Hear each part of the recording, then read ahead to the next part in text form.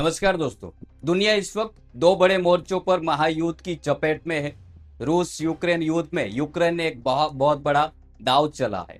राष्ट्रपति जेलेंस्की ने अब विशेष लॉन्ग रेंज कमान बनाने का ऐलान कर दिया है। इस कमान का एकमात्र लक्ष्य रूस की युद्ध लड़ने की क्षमता को जड़ से खत्म करना है। यूक्रेन के ड्रोन अब रूस के उन हिस्सों तक पहुंच रहे हैं जो कभी सुरक्षित माने जाते थे। हाल ही में यूक्रेन ने साइबेरिया के ओस्मा में रूस की सबसे बड़ी ऑयल रिफाइनरी पर जोरदार हमला किया है।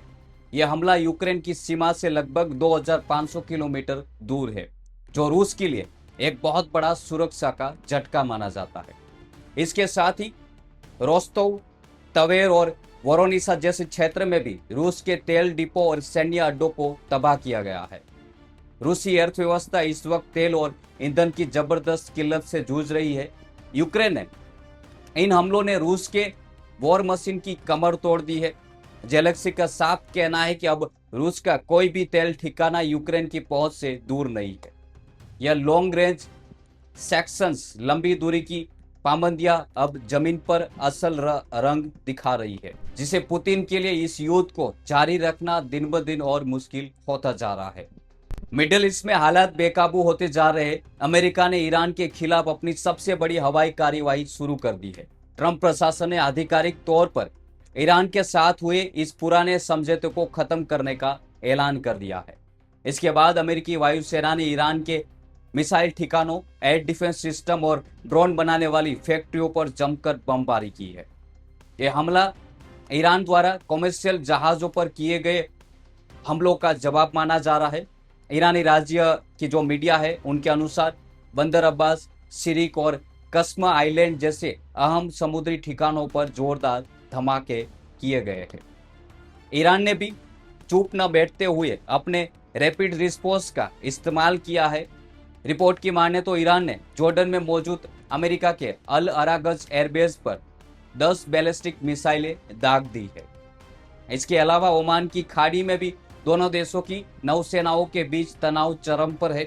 ईरान ने साफ कह दिया है कि अगर उसके बुनियादी ढांचे को निशान बनाना बंद नहीं किया तो हॉर्मुज का रास्ता पूरी तरह से बंद कर दिया जाएगा।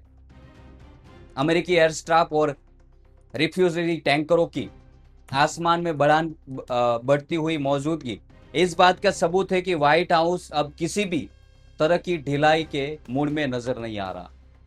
यह लड़ाई अब सिर्फ ठिकानों पर नहीं है, बल्कि आने वाले कई हफ्तों तक चलने वाले एक बड़े संघर्ष की नींव रख चुकी है। मिडल ईस्ट का तनाव सिर्फ एयर स्ट्राइक तक सीमित नहीं रहा ही दोस्तों। ईरान के लोरिस्तान प्रांत में स्थित पोल खोसूस मिनी रिफाइनरी में हुई भीषण विस्फोट ने स्थिति को और गंभीर बना दिया गया। इस धमाके के बाद पूरे इलाका में आग की लपेट आसमान छू रही है। हालांकि इसके पीछे किसका हाथ है अभी तक आधिकारिक तौर पर पुष्टि नहीं की गई है, लेकिन ईरान ने पहले ही चेतावनी दी थी कि अगर उसके एनर्जी इंफ्रास्ट्रक्चर पर चोट की गई तो वह इजराइल और खाड़ी देशों के ऊर्जा अड्डों को भी नहीं बख्शेगा। इस पूरे परिदृश्य में ईरान ने अब हाइपोसोनिक मिसाइलों का इस्तेमाल करते हुए इजराइल के सैन्य अड्डों को निशान बनाया है, जिसमें कई हाई प्रोफाइल अधिकारियों के हताहत होने की भी खबरें सामने आ रही। दुनिया के दो बड़े युद्ध क्षेत्र यूक्रेन और ईरान में तेल रिफाइनरी का जलना यह संकेत है कि यह लड़ाई अब सीधे तौर पर ग्लोबल इकोनॉमी की रीढ़ यानी तेल पर चोट कर रही है।